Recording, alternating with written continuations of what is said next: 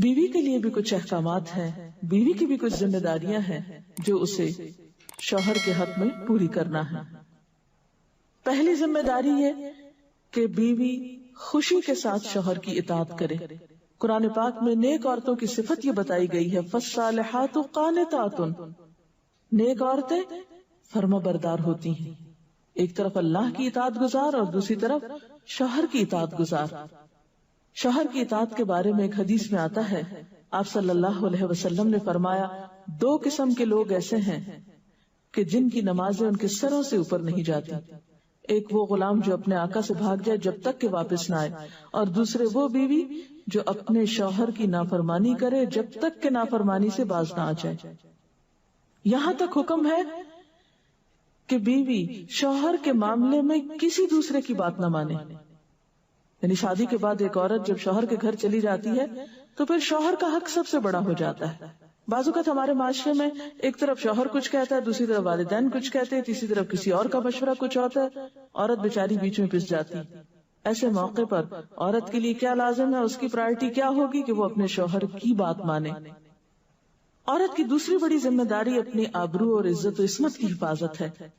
عورت کوئی ایسا کام نہ کرے جس سے اس کی عفت و عصمت پر کچھ حرف آئے۔ ازدواجی زندگی کی خوشی کا راز باہم ایک دوسرے پر اعتماد ہے۔ اگر کوئی بھی ایسا کام عورت کرتی ہے جس سے شوہر کے دل میں شک ہو جاتا ہے، اعتماد ختم ہو جاتا ہے، تو اس سے ازدواجی زندگی کی خوشیاں ختم ہو جاتی ہیں۔ یہ اعتماد بے حد ضروری ہے، اور اس کے لیے اپنی عزت عصمت کی خصوصی حفاظت۔ نبی صلی اللہ علیہ وسلم نے فرمایا، عورت جب 5 وقت کی نماز پڑھے، اپنی آبرو کی حفاظت کرے، اپنے شوہر کی فرما بردار رہے، تو وہ جنت کے جس دروازے سے چاہے داخل ہو جائے۔ اسی لیے شوہر کی اجازت اور مرضی کے بغیر گھر سے بھی نہیں نکلنا چاہیے۔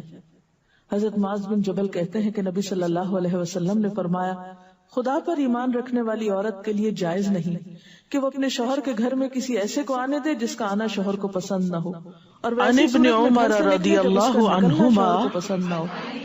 اطاعت کے علاوہ شوہر کو خوش عن النبی صلی اللہ علیہ وسلم قال، نبی صلی اللہ علیہ وسلم نے فرمایا، جس عورت نے اس حال میں ان الغادر کہ اس کا شوہر اس سے خوش تھا، یرفع له ہوگی لواء یوم القیامت، کسی کی خوشی کے لیے انسان اپنے جذبات کی یقال قربانی دیتا ہے۔ بعض اوقات اپنی سوچ هذه کی قربانی غدرۃ دیتا ہے، فلان ابن بعض فلان، اوقات اپنی کسی اور راحت و آرام کی قربانی دیتا ہے۔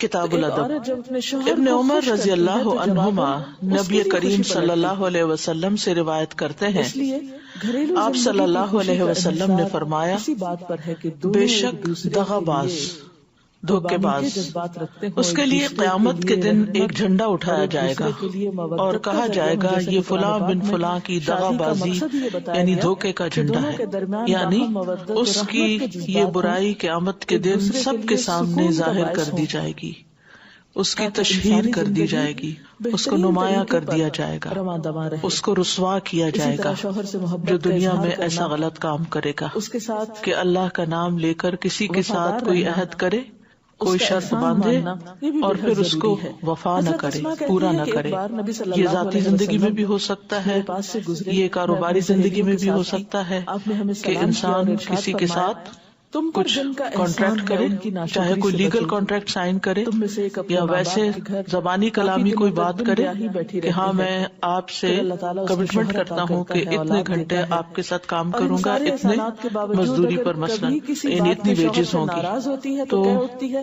اب میں اس نے میں تو سے کبھی دونوں تمہاری جو طرف سے معاہد کوئی ہیں بھلائی دیکھی یا ہی دو نہیں۔ طرف ہیں، دو تو فریق یہ ہیں، جملہ تو اگر ناشکری کا مزدوری جملہ دینے ہے والا مزدوری جو کم عورت کو دیتا ہے نہیں بولنا اور چاہیے۔ دھوکہ دیتا ہے قیامت کے اور دن جو اللہ کانٹریکٹ تعالیٰ میں اس سائن کیا عورت تھا کی اس کے طرف نظر مطابق رحمت اٹھا کام کر نہیں نہیں کرتا، دیکھے یا گا پھر جو جو کمٹمنٹ شوہر کی کرنے والا ناشکری ہے ہوگی۔ وہ اپنی کمٹمنٹ پوری نہیں اور کرتا، آخری وعدہ بات خلافی یہ کرتا ہے، کہ تو یہ عورت اس کے میں آ اوپر جاتا لازم ہے۔ ہے یہ کہ ایک وہ چھوٹی اپنے سی گھر مثال ہے، بار، مال و اسی طرح اور اسباب چیزیں بھی آتی ہیں اور کہ جس اپنی میں ہم ذمہ دوسروں داریوں کے میں ساتھ وعدہ کر شوہر لیتے ہیں کی اور پھر اس وعدے کو مددگار رہے، پورا نہیں کرتے۔ شوہر تو کی بنیادی طور وفادار پر رہے۔ یہاں آپ عہد صلی اللہ شکنی علیہ کرنے وسلم نے والے فرمایا کی قریش رسوائی کی عورتیں بات کتنی کی گئی اچھی ہے عورتیں ہیں کہ وہاں جو جھنڈا بچوں پہ بہت لہرا کے کہا مہربان جائے گا، اور حاذی غدرۃ شوہر کے فلاں گھر بن بار فلاں، کی حفاظت کرنے یہ والی فلاں ہیں۔ بن فلاں آپ یعنی صلی فلاں اللہ جو علیہ فلاں کا وسلم بیٹا نے ہے، ایک اچھی یعنی پوری طرح اس کی آئیڈینٹی کھول کے بتائی جائے گی کہ یہ اس کی غداری ہے یا اس کی عہد شکنی ہے. جس طرح دنیا میں کسی لشکر کے امیر کے پاس ایک جھنڈا ہوتا ہے اور اس سے پہچانا جاتا ہے. اگر آپ دیکھیں تو کبھی آپ نے مختلف پریڈز وغیرہ دیکھی ہوں گی یا اسکول کے کمپٹیشن دیکھے ہوں گے کہ ہر گروپ کا اپنا ایک جھنڈا ہوتا ہے, فلیگ ہوتا ہے جس سے وہ پہچانا جاتا ہے فلیگ کے کلر سے. ممالک کی بھی پہچان بعض اوقات جیسے کرنسی وغیرہ کی ہے تو اس کنٹری کا نام نہیں لکھتے بلکہ کیا کرتے ہیں جھنڈے کا سائن دے دیتے ہیں جس سے وہ ملک جو ہے وہ پہچانا جاتا ہے یا وہ لیگ پہچانی جاتی ہے یا وہ گروپ پہچانا جاتا ہے. تو اس سے یہ پتہ چلتا ہے کہ قیامت کے دن بھی جھنڈا لہرایا جائے گا. وہاں پر وہ جھنڈا عزت کی علامت نہیں ہوگا بلکہ اس کے دھوکے کی پہچان کے طور پر ہوگا اور اس کا اور اس کے باپ کا نام باقاعدہ لیا جائے گا. تو اس سے یہ بات پتہ چلتی ہے کہ کسی کے ساتھ عہد کر کے توڑنا جو ہے, کمٹمنٹ کر کے پھر بغیر بتائے بغیر کسی عذر کے پیش کیے اس کو نہ نبھانا یہ حرام ہے. قرآن مجید میں آتا ہے سورۃ البقرہ 177 میں والموفون بعہدہم اذا عاہدوا, اور جو اپنا عہد پورا کرنے والے ہیں جب عہد کریں. یعنی اہل ایمان کون ہے؟ جو اپنے وعدے پورے کرتے ہیں, اپنی کمٹمنٹ نبھاتے ہیں, کیونکہ وعدوں کے بارے میں پوچھا جائے گا. سورۃ بنی اسرائیل میں آتا ہے وَأَوْفُوا بِالْعَهْدِ إِنَّ الْعَهْدَ كَانَ مَسْئُولًا, اور عہد پورا کرو بے شک عہد کا سوال ہوگا. یعنی قیامت کے بارے میں اس کے بارے میں پوچھا جائے گا کہ تم نے فلاں شخص سے جو وعدہ کیا تھا اس کو کیوں نہیں نبھایا, اس کو کیوں نہیں پورا کیا. عہد پورا کرنا تقویٰ کی علامت ہے. سورۃ آل عمران میں آتا ہے بلا من اوفا بعہدہ واتقى فإن اللہ يحب المتقین, کیوں نہیں جو شخص اپنا عہد پورا کرے اور ڈرے یعنی تقوی اختیار کرے تو یقیناً اللہ تقوی اختیار کرنے والوں سے محبت کرتا ہے. اسی طرح عہد توڑنا جو ہے, عہد شکنی جو ہے, وہ دین میں کمزوری کی علامت ہے, نفاق کی علامت ہے. انس بن مالک کہتے ہیں کہ رسول اللہ صلی اللہ علیہ وسلم نے ہمیں خطبہ ارشاد فرمایا اور اس میں فرمایا اس میں ایمان نہیں جس میں امانت نہیں, اس میں ایمان نہیں جس میں امانت نہیں, اور اس کا دین نہیں جس میں عہد کی پابندی نہیں.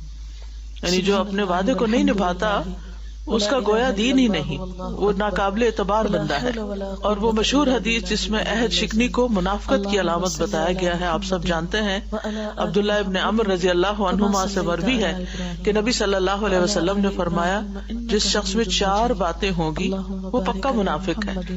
اور منافق کا انجام سب کو معلوم ہے. وہ جس میں 4 میں سے کوئی ایک خصلت ہوگی اس میں نفاق کی ایک خصلت ہوگی.